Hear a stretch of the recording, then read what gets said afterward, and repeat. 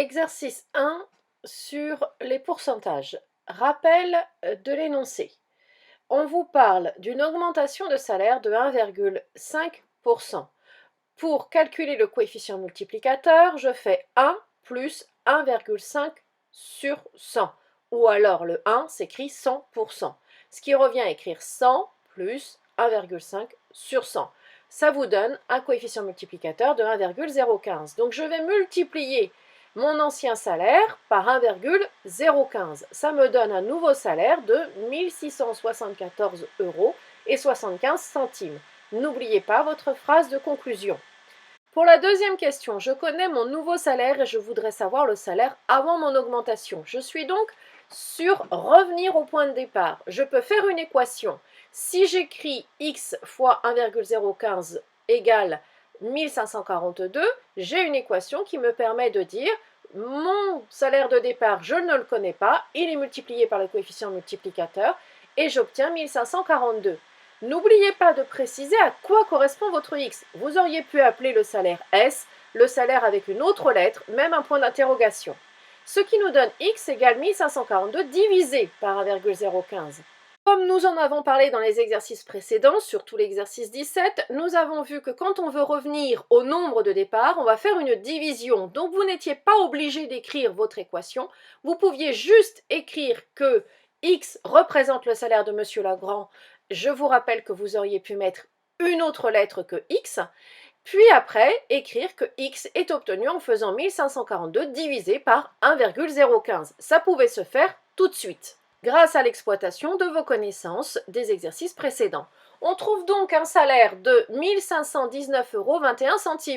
On n'oublie pas la phrase de conclusion pour dire que c'était le salaire avant l'augmentation. Les deux phrases de conclusion ont leur importance dans l'exercice.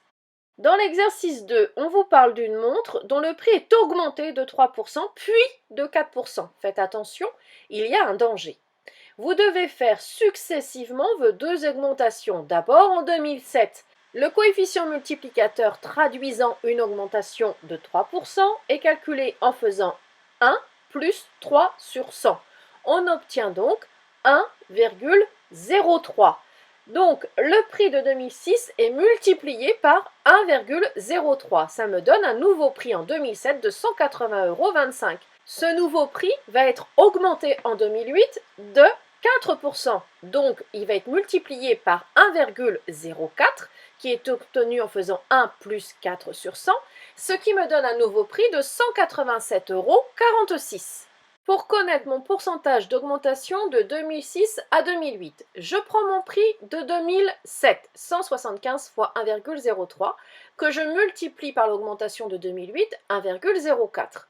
Ça veut donc dire que mes deux coefficients multiplicateurs 1,04 et 1,03 vont se multiplier ensemble pour me donner mon nouveau coefficient multiplicateur qui permet de passer du prix de 2006 au prix de 2007. Cela veut dire que mon prix en 2006 serait multiplié par 1,0712 pour trouver le prix directement de 2008 sans connaître le prix de 2007. Et 1,0712, ça correspond à une augmentation de 7,12%.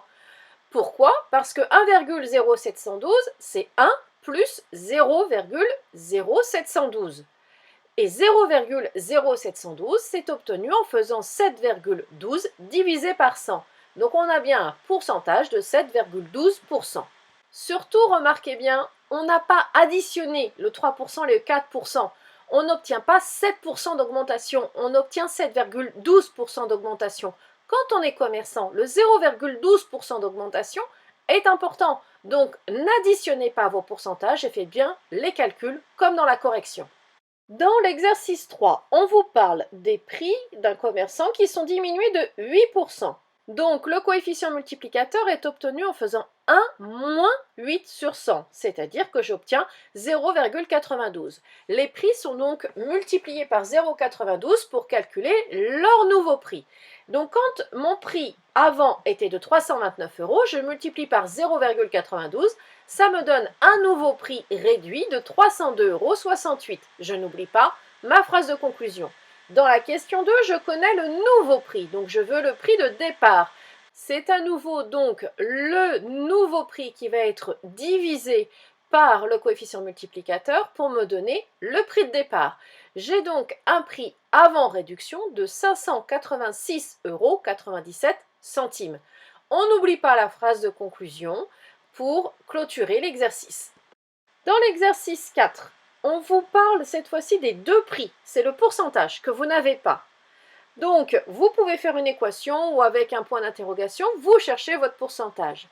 Ou on peut également utiliser la formule vue en cinquième et revue dans le chapitre. Pour calculer un pourcentage, on prend la quantité étudiée, qui est 135 €, la quantité du prix soldé, divisé par le prix de départ. Ça me donne 0,75. Cela veut dire que pour trouver 135 €, j'ai fait 180 fois 0,75. Tout d'abord, je remarque que c'est bien une réduction, puisque 0,75 est inférieur à 1, j'ai bien une réduction et ma formule sera 1 moins mon pourcentage.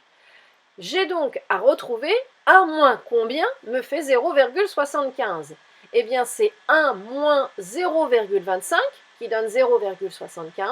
Et donc 0,25, c'est 25 sur 100, ce qui donne un pourcentage de 25%. Maintenant, la personne possède une carte fidélité, donc les 135 € subissent une nouvelle baisse. Or, diminuer de 5%, ça veut dire que mon prix de départ est multiplié par 0,95. Donc je prends mes 135 € multipliés par 0,95, ça me donne un nouveau prix de 128,25 €.